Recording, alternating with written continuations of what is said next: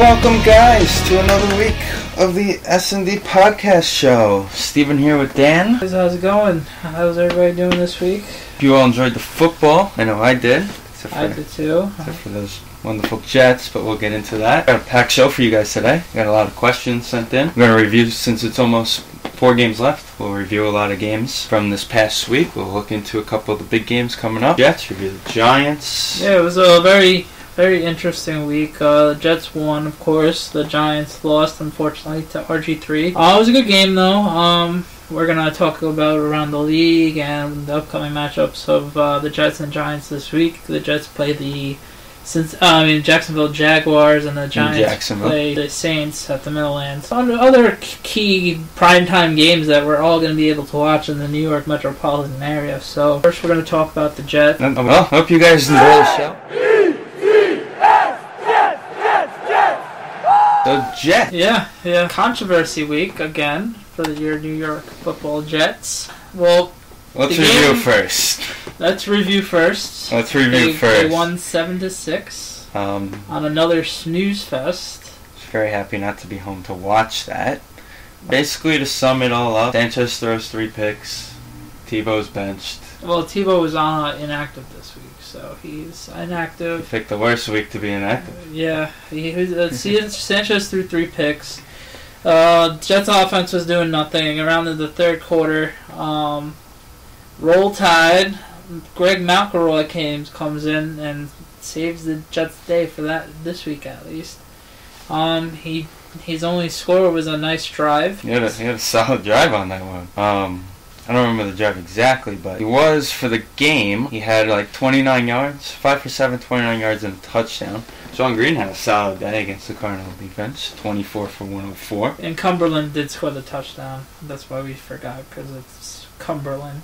And you don't exactly call his name out every week. It was a defensive game. Oh, man, the Arizona Cardinals are garbage. Oh, my God. The 4-0, the formerly 4-0 Arizona Cardinals might be. Lindley threw for 72 yards the whole entire game. Yeah, and he didn't even get benched. There's really nothing to say about that this is game. gross. Oh, my God. I'll tell you what, what was the most exciting play in the whole game? Patrick Peterson's interception was beautiful. Yeah, that. Why are we talking about this game? Oh God! Other than McElroy coming in to save the Jets' day, this game was awful. Let's see. I'm gonna give you the total yardage for both teams for the game. Would you like that? 137 for the Cardinals. Oy. For the Jets, 289. All right, and there was a couple missed field goals. Folk was 0 for 2 for field goals. Feely was 2 for 2 for field goals. Yeah, we got to this point of this Jets recap that we're talking about our kickers. Like Rich Eisen says, kickers and punchers are people too. I liked Jay Feely when he was a Giant. Yeah. No, you were the only person ever to say that. When he was a Giant, especially in their Seattle dickhead.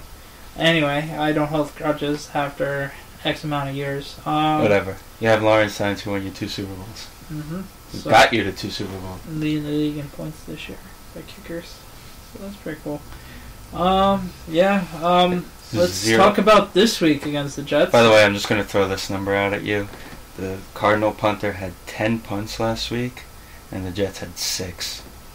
Ooh. Nice. All right. 16 punts. Wow. All right. Well, that's so much for the Jets. I know how professionally we are right now, but there's nothing else to talk about. Even the Jet fans don't want to talk about the Jets. At least they won. That's the bright side this week.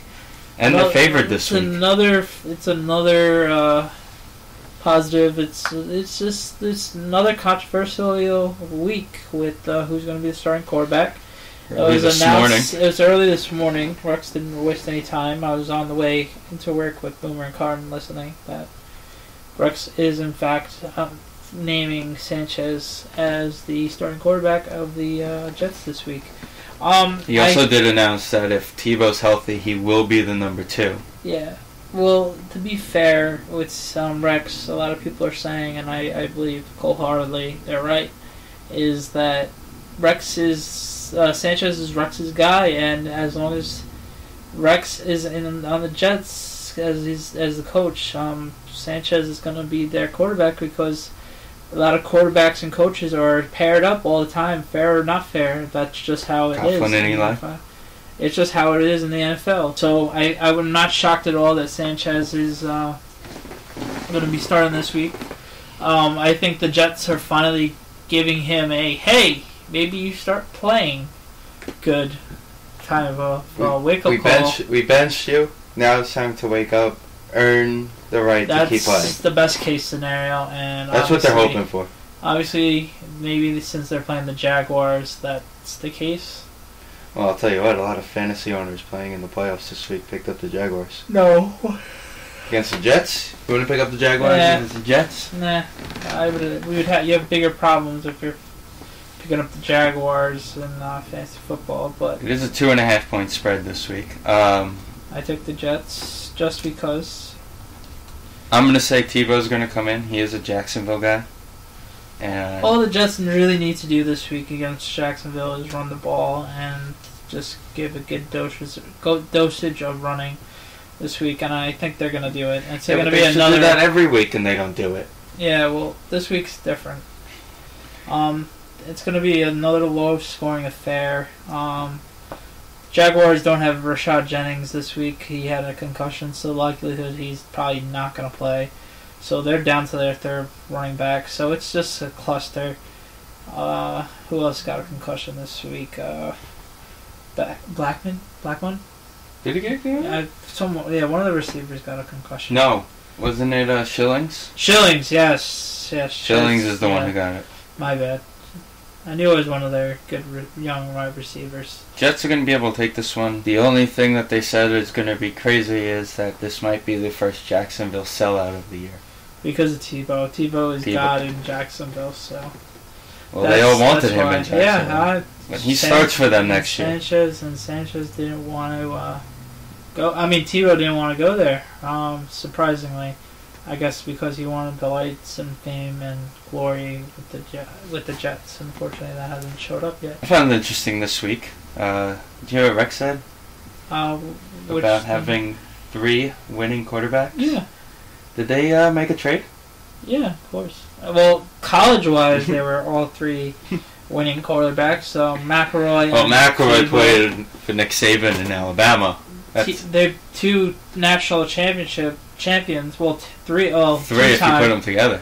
2-time in Tebow and 1 time with McElroy. So, and McElroy did beat Tebow senior year, so that was pretty cool. Yeah, it just shows how college football is. SEC is a stepping stone, but let's see what happens. Maybe Tebow finally gets some playing time this week. You never know. Alright, I'm going to ask you this. A couple people asked us. Does Rex survive the season? Yes. I've said this religiously the last few weeks. If you look at the track record, opposed to other coaches around the league, he had... Normally, with him, he had 2 amazing first 2 years going to the playoffs. We all know that. Last year was a rough season, 8-8, and this year can be another rough season. I say the Jets should give Rex another shot making the playoffs. I think he's earned it. Granted, the record doesn't show the last 2 years, but he's still better. He's still a better coach than half the coaches in the league. I'm going to say he's going to be around. I'm also going to say Tannenbaum stays around. That is still up in the air, but I could see that. I can see them both staying around and saying, hey, go out there and win me. Woody Johnson's going to say, here's your chance. If it's not working, we're going to start with Tannenbaum early in the year, or we're going to start with Rex early in the year, and then we'll work our way to Tannenbaum. If it's not working out well honestly, next year. Tannenbaum could be gone this year. I wouldn't be shocked. He has done very poorly. So, let's see. He's done poorly recently. I mean, couldn't blame him for the injury problems. You can't blame anybody on those. But it's the key that they didn't build around those injury problems. The main guy I expect to be gone is going to be Bart Scott. Well, yeah, he's going to be cut. Pretty much. All you can say is I'm gonna be interested to see what happens this offseason for the Jets, because a lot of things can happen, and a lot of players. I could see Dustin Keller leaving. It's just a mess. Players just don't want to be there. It's just getting very dramatic, and it's just negative all the time. Unfortunately, it's just a shit show right now. Well, as we know, like Met fans, that's what happens. If you're not the winning team in New York, and you become that other team, and no matter what happens, everything will always be negative. Not one positive came out of this week, even though they won. Not one. Yeah. That's what happened. That's what happens when you're the second team in New York. Giants win. Everything is positive. They lost this week, Giants. People are like, okay, on to the next week. Jets play.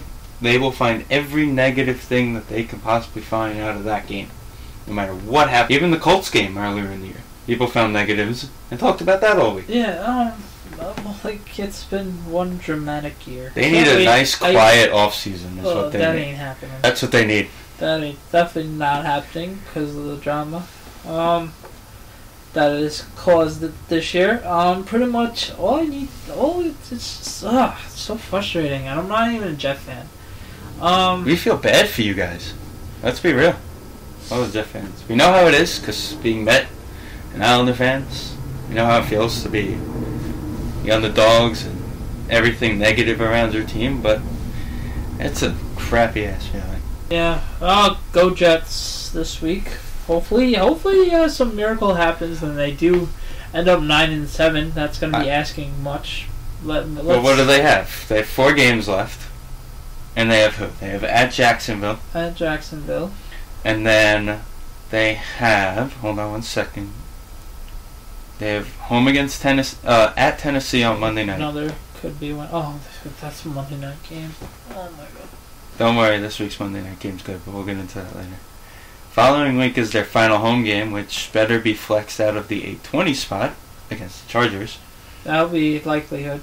And then they finish the year in Buffalo. Well, they could go in out, but I think their toughest game is the Charger game. They'll be lucky if they split.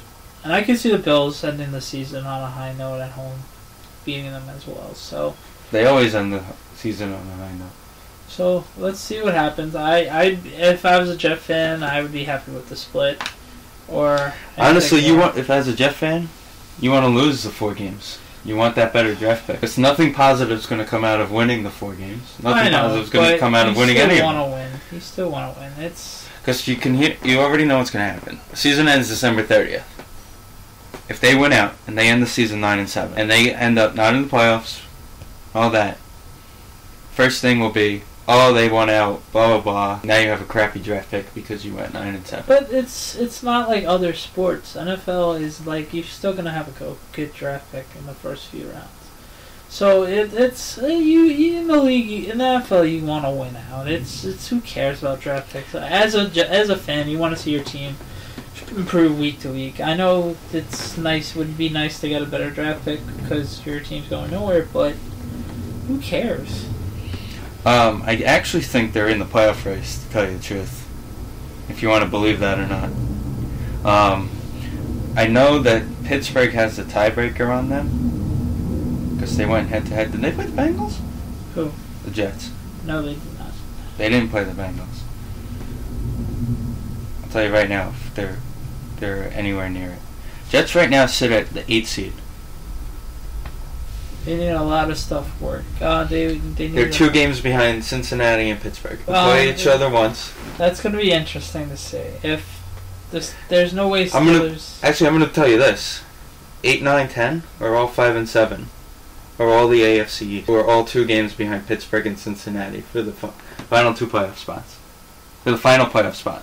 Because the Colts are 8-4, so they get 5 as of now. Oh, I honestly hope the Colts make it. I want the Colts to make it. And Chuck's strong.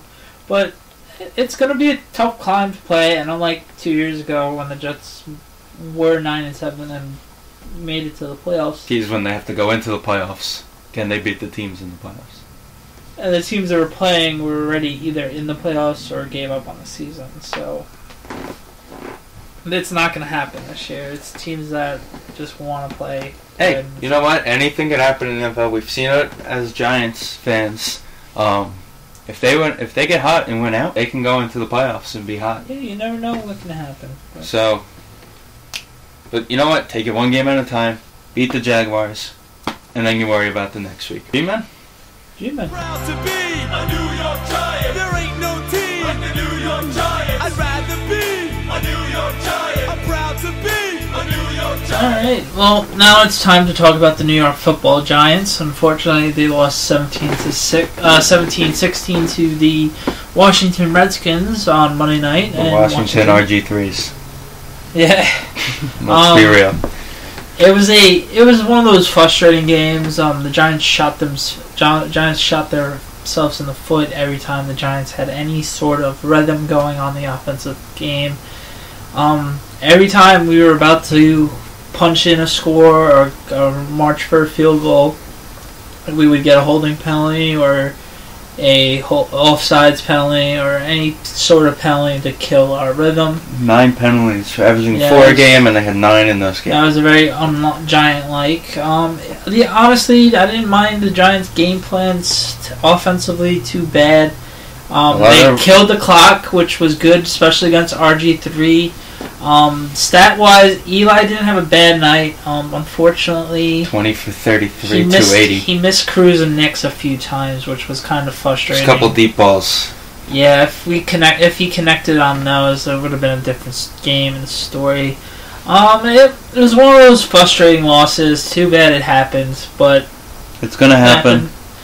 It's one of those losses. Tuck said it the best. Playing RG3 2 times a year for the next couple of years is not going to be fun. RG3 took care of business. He not just that, he also got lucky. Well, the first touchdown, yeah. It was just one of those games. It's going to be fun to see Giant Redskin games coming up the next couple years with RG3. I'll tell you what, that we might have lost that game, but that was a fun game to watch. That was football. If I wasn't a Giant fan, then it you was a enjoyed fun that game. It was I was more getting angry, but if it was a normal game, I would definitely have enjoyed it. The Giants D couldn't stop the counter plays by the Redskins and the running and all that other stuff. It was just a frustrating game. It wasn't even RG3. It was more of Alfred Morris. Alfred Morris is going to be a good player. 22 carries for 124. Of course, you watch RG3 first, but Morris is going. You don't realize Morris gets most of the offensive plays. Morris shredded us both games this year. He's been averaging a lot of yardage. What's his percentage per carry? I'm sure it's this past week. Just overall. Oh, I don't have the numbers overall. This past week was ridiculously. Yeah, he shredded us. It's really scary to think when RG3 gets a receiving core. Maybe next year that Pierre Garçon gets healthy, has a healthy year and everything like that. Pierre Garçon gets healthy. Tanner Moss hasn't really done anything this year, which is just surprising. getting older. But he's actually leading the team in receiving yards. Alfred Morris has got 230 rushing attempts this year, 4.8 average. 6 touchdowns, but he did break the Redskin rookie record for most yards in a year of one, and now he has 1,106 total yards rushing. RG3 also broke the Cam Newton rookie record for rushing. That lasted long. That wasn't going to last. I'm interested to see if it's going to last next year. There's not really a rushing quarterback coming out. Yeah, so that was the Giants. The Knicks had an okay game. He got smacked in the mouth by London Fletcher. And that was an old school fight to the end football game. After that, Knicks wasn't really a factor. Knicks ended 5 for 43. Victor Cruz had 10 targets. Victor Cruz had 5 catches on 8 targets. 104. He had a couple big plays. Bennett found the end zone again. Martellus Bennett had a very solid game. Out of all the receivers the Giants had, he was the best one out of everybody. He was very solid. I was the one. If I had a complaint about this week's game planning, it would have been, why didn't we attack the middle of the field more? When we did, we got chunks and chunks and chunks. I felt the second to last series that we went 3 and out, I felt we should have tried to throw the ball more and open it up that way and then run. But it's the Giants. They're going to lose and win. It's just one of those games. It sucks, but... It now comes down to basically you gotta win every game now because of your record versus the division. Yep. Now, as of right now, the Giants... Still in the division by 1 game. By 1 game against the Redskins and Cowboys. Right now, we played each other last week. We split both of them. We split both of them, and we played the Eagles at the last week of the year. Hopefully the Giants beat the Eagles at the last week of the year, and we'll be 1 game above 500 in the season. If we lose to them, we will be a game under. So it's very crucial. The tiebreaker for 3 teams passed head-to-head, which of course, like I said, we split. Like we both said, they split both the games. The second one is best win-loss tie percentage in games played within the division. So basically, your 6 games against your division. Giants, I believe, are 2-3 right now, with 1 game left, and Washington's 3-1 with 2 games left, and Dallas is 3-2 with 1 game left. So basically, Washington's got to lose both of them. Giants have to win theirs, and the Cowboys. Giants need to take care of everything on their own. They're up a game. You have the 1 game lead. They got to take care of business. It's gonna be interesting to see what the G-men do. I firmly believe if the Giants just wake up and just play like a unit, they can take care of business. This week they're playing the Saints. They're very hit and miss. Obviously, their offense is a very, very, very, very good. The key this week is, can our offense put up 30 points? Because on any given night, the Saints can put up 30 points. If the Saints want to, they will put up 30 points. Can the Giants put up 30 points? Exactly. It's, can Eli and the offense match points for points with Drew Brees? To be honest with you, Drew Brees is having a solid year. He has over 31 touchdowns, but it isn't a Drew Brees prototype of a season. They're still third in passing a lot of picks. Team. He's still throwing a lot of picks this year. Hopefully the Giants get in the way of a few of them. Well, it's tough to be the player coach. Yeah. We got to realize he's basically their offensive coach. Essentially. It's going to be interesting to see. The Giants normally underperform at home. 2 weeks ago against the Packers was one of those. Oh wow! I hope the Giants are ready for payback against the Saints after last year's butt kicking. It wasn't just last year. Every year that they went to New Orleans. Past couple of years we've gone to New Orleans. No, that's true. And this is the first time we're in the Meadowlands since Katrina. Which wasn't even a home game. It wasn't even. Quote unquote. It's real. It was a home game. Yeah, of course it was a home game. Hopefully the Giants show up this game and kick some butt, and their offense and defense is clicking on all cylinders. Last week their special teams is tightening up, so that's nice to see. Unfortunately, Tynes missed the field goal, which is rare this year. So it was a long one. It was another long one. Yeah. Though. It was past the 45-yard line. Past the 45 yards, I think. So we can't get too pissy. So Locklear is out for the season with a gruesome knee injury. That was pretty bad. But for the first time since he originally got hurt, David Deal was not put on the injured list. That's good to hear. Well, that was good. Hopefully that'll make him play better. They'll have basically last year's offensive line back, except for Kareem McKenzie. Yes. Hopefully it gels. Hopefully Deal back another week. Hopefully Deal comes back and he's motivated to play well. Basically, game ball for last week, from the Giants standpoint, is going to go to the same guy I'm going to give it to basically every week. and that's going to be Chase Blackburn. Chase had another solid game. He came out, I think it was one drive he missed because he was getting his ankle taped. Yeah. And then I don't think he missed another play, including special teams. This is a guy who sprained his ankle early in the game, was limping around the field. I think my dad leaned over me and goes, "How is Chase walking?" I go, "It doesn't hurt. He's fine." Later in the game, 50 yards downfield, he's running to make a tackle. Yep, and he's a very underrated player for the Giants. I'm happy we re-signed him last year. He caused that fumble, the only turnover in the game. That's right, he caused Alfred Morris. Chase Blackburn. He's just been everywhere the last couple of weeks, and he's always putting the Giants in right positions and everything like that. He's the Mike.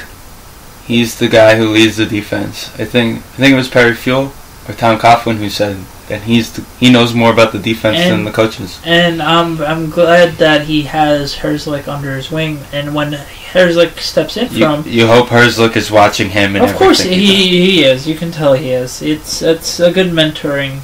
It's just a matter of time. It's just a matter of time when we see Herzlich get a little bit more snaps, and he deserves it. He's been great on special teams.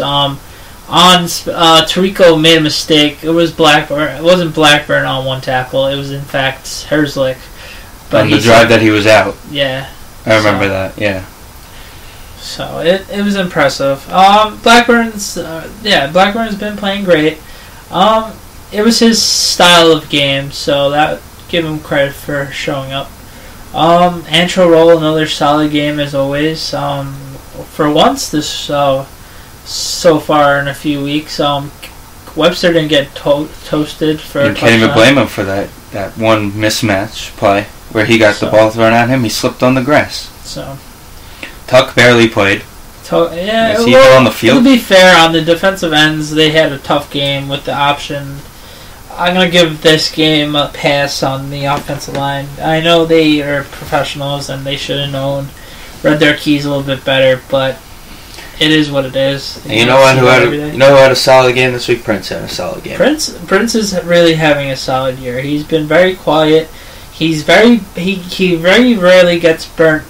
He doesn't get burnt deep. I haven't seen that, which is huge. David Wilson, another big kick return day. Four for about 20 yards, 26.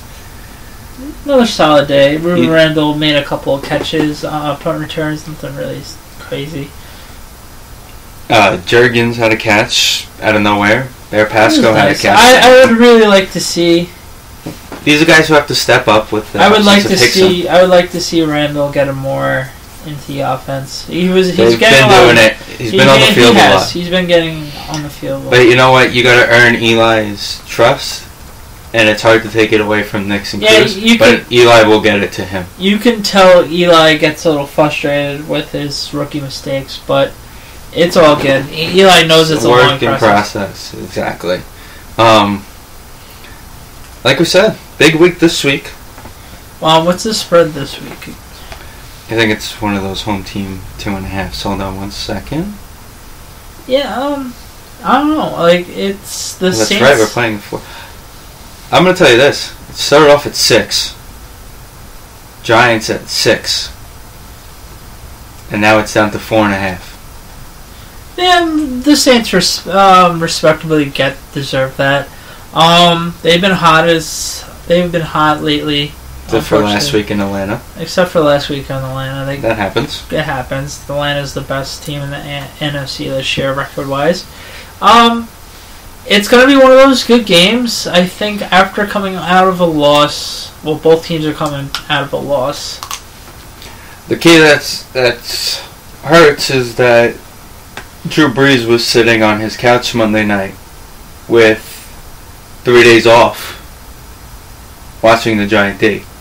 Because you know that as soon as Drew Brees gets back to New Orleans after a loss, he's already on to the next game. Watching tape. Of course. That's what he does. Is honestly, I think, if not top 2. He's a top 3. Top 3. All around game. You rank him around the. He's like Peyton. He's like Peyton Manning. Always watching film. Oh yeah, him, Aaron Rodgers, all the great quarterbacks. It's going to be an interesting game. I actually think the Saints are going to cover. I think it's going to be one of those 28-24 type games. Or possibly first team to 30.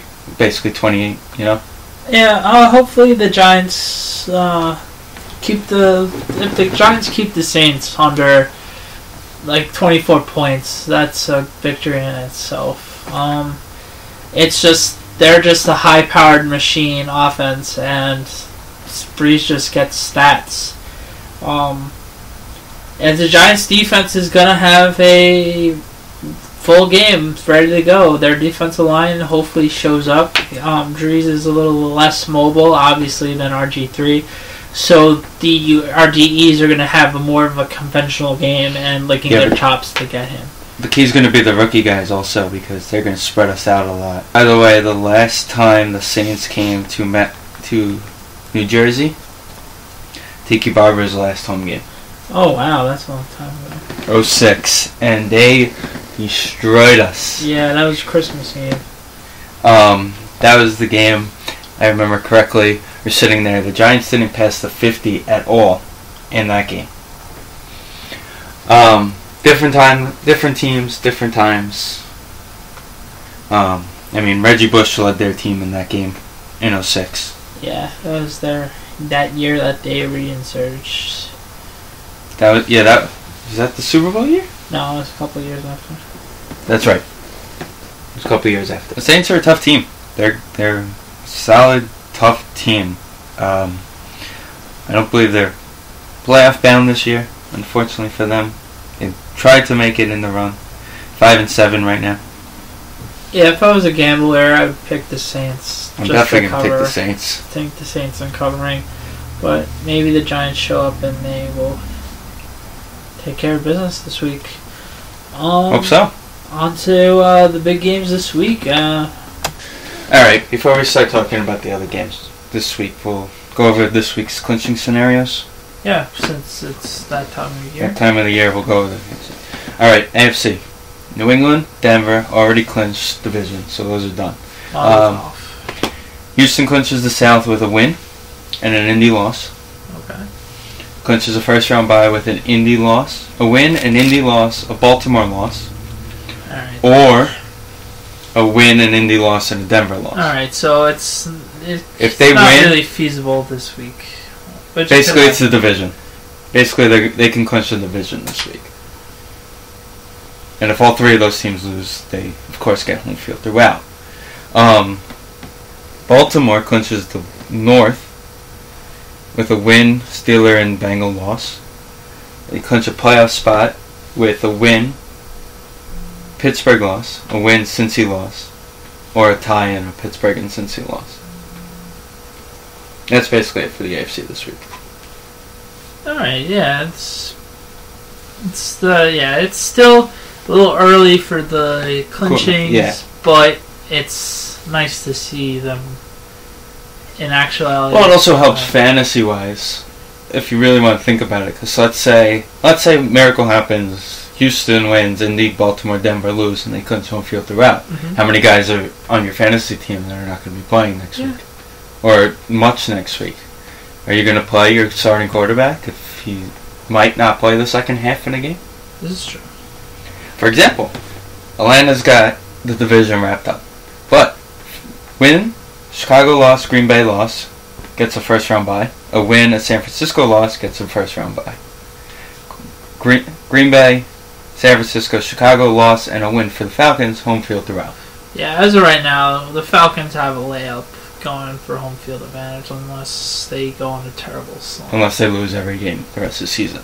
San Francisco can only clinch a playoff spot, but they have to win Dallas, Minnesota, Tampa Bay, Washington, St. Louis loss, or Dallas, Minnesota, Tampa Bay, Washington, Seattle loss. Plus a win. That's really it for this week. So, it's going to be a fun 4 weeks. Yeah. Everything's close. Still got some things to settle. Could come down to the final week in a lot of games. There is a big game this week, though. Monday night. Monday night's going to be a very good big game. Talk about starting the month off with a laughter of a Monday night game in the Panther-Eagle game and going to the Giant-Redskin game. And now, next week, Houston at New England. That's going to be the game of the week by far. Don't matter what kind of game it is, but that's definitely going to be the game of the week. Hopefully the prove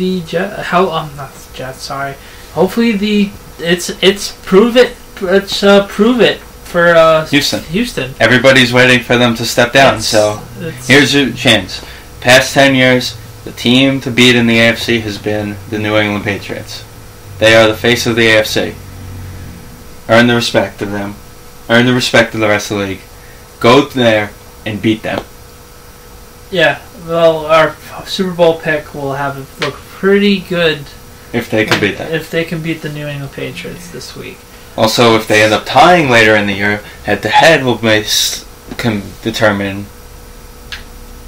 I wonder what kind of game plan the Emperor has in store for the Texans this week. It'll be interesting seeing how they already clinched the AFC East again. Yeah, it's going to be interesting. Does he come out with his mentality of, all right, let's go out there and put up 50 points even though we don't have to? Or do we just play the game and see what happens? It's going to be interesting. It's going to be game of the week. Tirico and Gruden are going to have a field day with this game. I'm excited.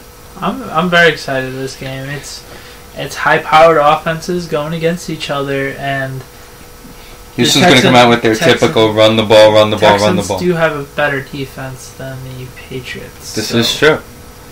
3.5 this week. For this game. 3.5 New England? 3.5 New England at home. Okay. That's fair. They earn that. They earn that respect at home. Brady barely loses at home.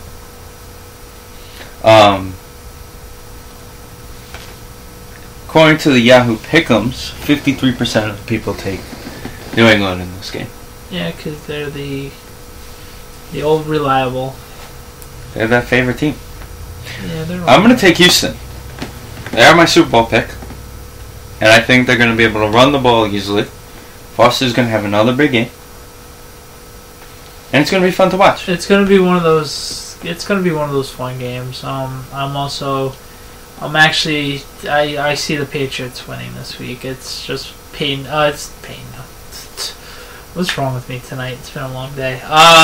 Brady's time to shine. Unfortunately, the Houston Texans do not get it done this week. But it's going to be one of those fun games, and if the Texans did end up winning, it wouldn't be a shock. But I see the Patriots coming out. It's going to be a fun game. We got some questions from you guys. It really is the biggest game of the week, so There's not really other games to really talk about. So we got some questions. My friend Ben wants to know who's going to win the NFC East. Giants. I'm going to say the way the Redskins have been playing, it's actually their division to lose right now. Yeah. Because if they don't... think about the Giants' schedule. Giants have a very tough schedule. The only advantage the Giants have the rest of the season is that Atlanta might have everything clinched by next week. Baltimore might have everything clinched in 2 weeks. So they might be downplaying against the Giants. Well, the reason why I say the Giants is this is the time of year that the Giants are time to shine. Whenever all the chips are against them, the Giants always find a way to prove everybody wrong. Right. And the way it's in the makings of that type of scenario again, because the Giants always make it difficult on themselves. I actually do see the Redskins making the playoffs as one of the wild card teams. I see the Packers or Bears along with the Redskins making the playoffs at the moment. Packers, Bears, Redskins. So you have the Redskins as the second wild card team in. Okay, I can see that. The way they've been playing, I could see that with RG3. He's been amazing lately.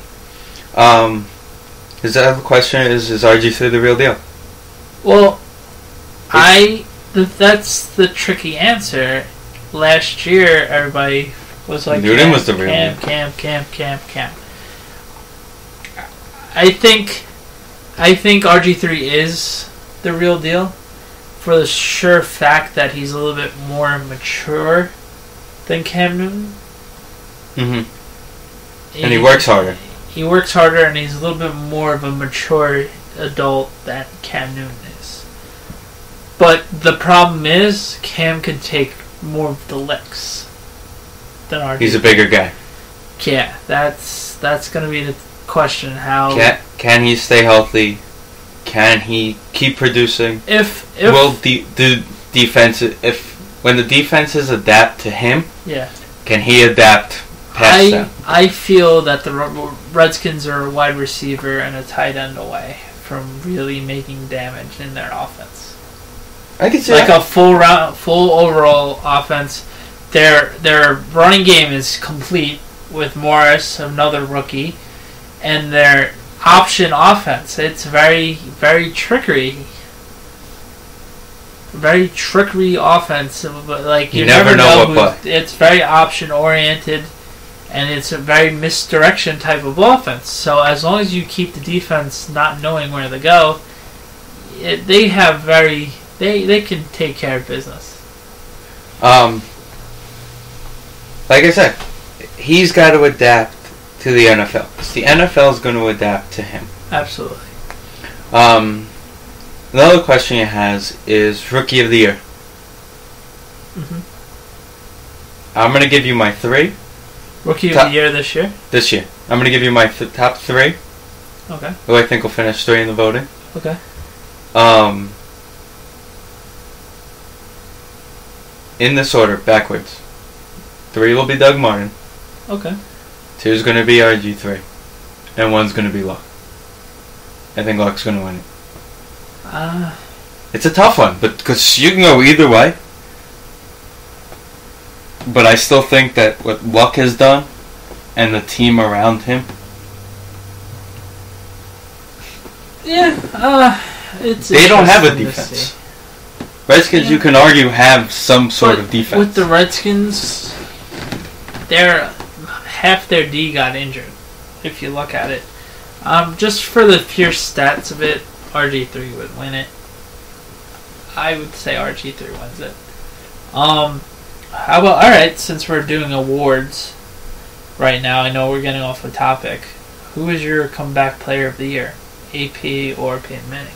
They're both having amazing comebacks. I'm gonna add to that. AP is dominating. He's on pace for 2,000, by the way. Yeah. I think if he averages like 138 for the final 4 weeks, he gets 2,000 yards. This is how I'm gonna say it. I'm gonna add the MVP to this also. Okay. If Peterson gets to 2,000 yards and Minnesota somehow sneaks into the playoffs, AP is going to be your MVP, and Peyton Manning is going to be your comeback player of the year. If he gets 2,000 yards and no playoffs, then they're going to end up being a very close race for both of them, but Peyton's going to win both awards. Peyton's going to be the MVP, and he's also going to be the comeback player of the year. Yeah, it just shows how awesome Peyton Manning is, and a lot of people said last year, jokingly, that he should have won the MVP last year, just for the sure fact of how badly the Colts needed him, and the Colts won 1 game last year, 2 games, tops. Christian Painter, maybe. No, that's a pointer. Yeah, Pointer. Painters. Who cares? I don't even know what his last name is. But yeah, this was an interesting question I gave you. What's another question? Another question we have is from my dad, Alan. Okay. He thinks of Tannenbaum and also Howie Rossman of the Eagles, the GM for the Eagles. He thinks they're both going to be fired this year. Okay, yeah. What's the chances of them flip-flopping? Well, I don't really see them really flip-flopping, but you never know.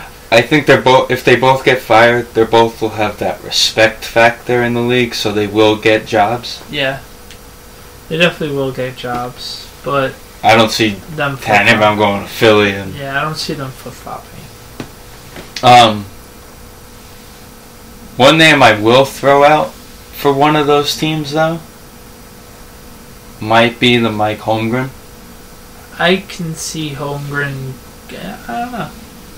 I can see the possibility of one of those teams for him. I don't see it. Actually, I'll be honest with you. I do know he wants to coach, is what they've been mumbling about. He doesn't want to just go to an office like he was in Cleveland. He wants to be on the sideline. My other question, an interesting one from my mom. Oh, family affair tonight.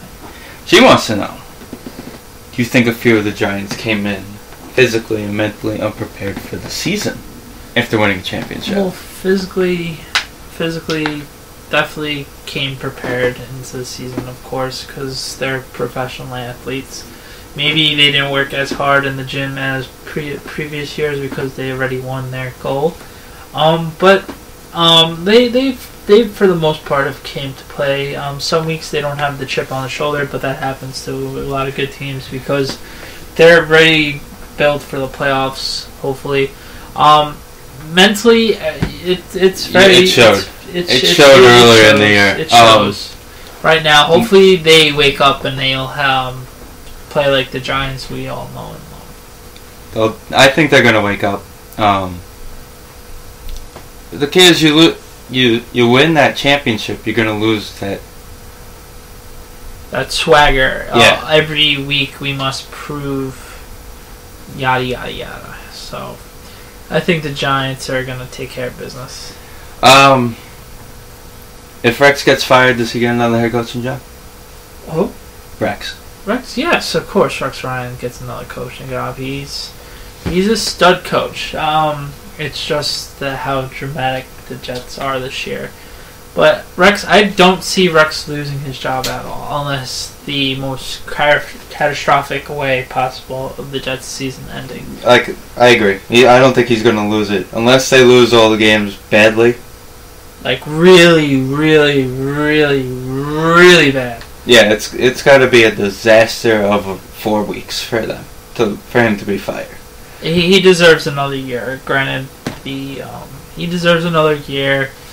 It's just how the coaching process is. Next year will be his full year on the hot seat.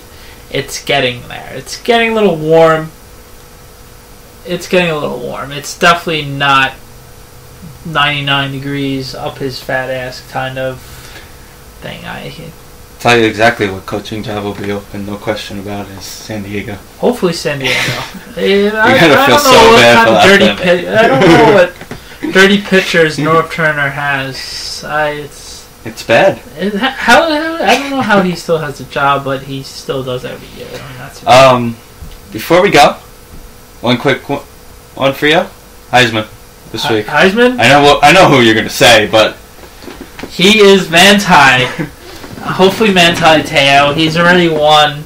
He already won best linebacker of the country and best defensive player of the year. So hopefully Manti wins. I think he deserves it over a freshman in Jai Manziel who could be next year. He'll be back next year. But I don't see the Heisman Trophy going to a freshman, even though he beat Alabama. He had a great year. Klein is just it's whatever. If the team wasn't winning and his numbers were up there, he wouldn't be there anyway. Yeah. I just think Manti was been on the best defensive statistics. He's on the best team. Best team this year. Manti Te'o got picked every time Notre Dame needed a play this year. Whether it was 2 goal line stands against Stanford and USC, both times Manti showed up, and he's just a heart and soul. And it's just a good story how he lost 2 family members in a 1 week span and still was managed to play his heart out. And I wish him nothing but the best of luck going into the pros, and hopefully he finishes off his brilliant Notre Dame career with a national championship against Alabama. So hopefully, I say Manti just because I've watched his whole 4 years, and it's a really He's nice the best to see. player there. Oh, that's of course. why. And that's why he deserves it. And I hope they don't pull the defensive player. He is the heart and soul of Notre Dame. And you can see, and obviously I'm a Notre Dame fan. I've watched his whole career, how much he grew and he grew up. But this year, just for the fact that his grandma and his girlfriend died in a span of a week, that crushes anybody. But just to keep on playing, and it's just amazing. And he led I'm sure he's very close to the nation with tackles. But every time that ND needed a big play, he would get an interception or stop the running back from running. He's just a stud, and I hope he wins. He clearly deserves it. But if he was to lose, he did get a lot of trophies, awards this year. Number one, first team All-American, Maxwell Award, and the Dick Butkus Award. And it's hopefully the Notre Dame shows up against the tough team in Alabama. But we'll get into that in a few weeks. A couple weeks we'll talk about that game. The week before that game, of course. That's our show for the week. Yeah, enjoy your football. We'll see you next week. If you haven't already liked our Facebook page, we appreciate the support we've gotten so far. Follow us on Twitter. Also subscribe to the YouTube page. Yeah. Don't forget to miss it, so you don't miss any of our videos. I'll send you a weekly email about us whenever we post a video. Keep contact with us, guys. We're always here answering questions and everything. And also, keep in mind, the SND podcast is in no way affiliated with, associated with, produced, or endorsed by the National Football League or any of its affiliates. Enjoy the weekend, guys.